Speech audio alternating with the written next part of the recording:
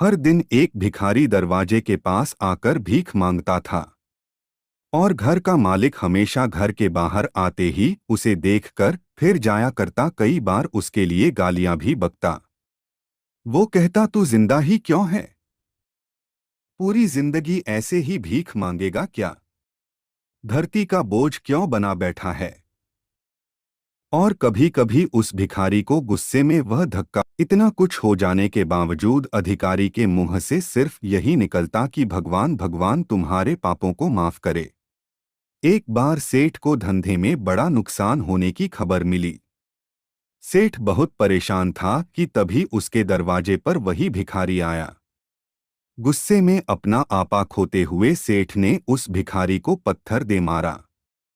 पत्थर लगने के कारण भिखारी का सर फूट गया और उसके सर से खून बहने लगा। फिर भी दर्द से कराहते हुए भिखारी ने इतना ही कहा, भगवान तुम्हारे पापा को माफ करे। भिखारी वहां से चला गया। सेठ सोच में पड़ गए। भिखारी को पत्थर मारा फिर भी उसने सिर्फ प्रार्थना की। सेठ का गुस्सा शांत हुआ। शेर का मन शांत हुआ भिखारी का रहस्य जानने के लिए। सेठ ने भिखारी का पीछा करना शुरू कर दिया। भिखारी जहां जहां जाता सेठ उसके पीछे जाता। सेठ ने देखा कि कोई उसको खाना देता, कोई उसको मारता, कोई अपमानित करता तो कोई गाली देता। लोग भिखारी के साथ चाहे जैसा व्यवहार करते, लेकिन भिखारी सबके लिए एक ही प्रार्थना करता, भगवान तुम्हारे पाप माफ करें। अब रात होने को आई थी।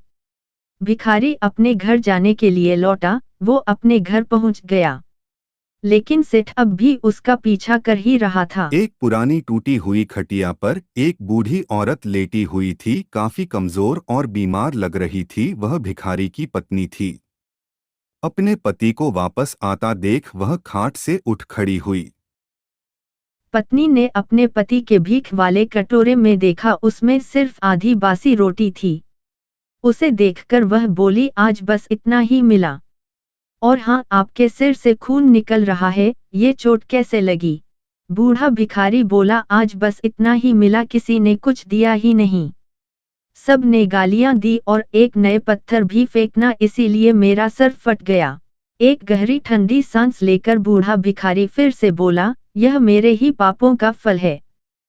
तुम्हें याद है, कुछ सालों पहले हम कितने अमीर थे? क्या कुछ नहीं था हमारे पास? हमारे पास हर चीज जरूरत से ज्यादा थी, लेकिन हमने कभी दान नहीं किया।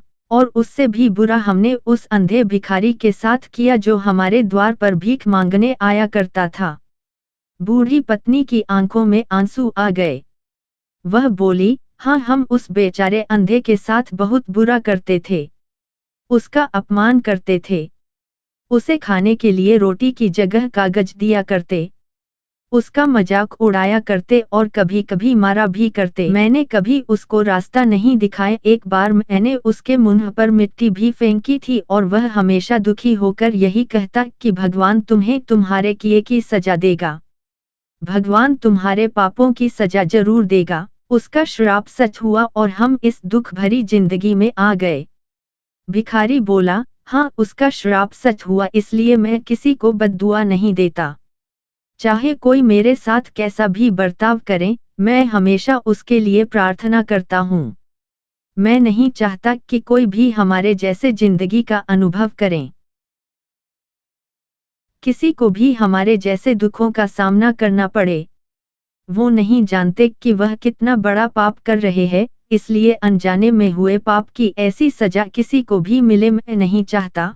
सेठ वहीं पर छुपकर यह सारी बातें सुन रहा था। अब उसे सब कुछ समझ में आ गया था। भिखारी और उसकी पत्नी ने वह आधी रोटी मिल बांट कर खाए और भगवान को धन्यवाद बोलकर सो गए। अगले दिन बड़ा भिखारी फिर से भीख मांगने गया। सेठ के घर के पास जाते हैं। सेठ ने पहले से गरम रोटी या उसके लिए निकाल कर रखी थी। उसे देते हुए सेठ विनम्रता से बोला, माफ कर दीजिए बाबा, उसे बहुत बड़ी गलती हो गई।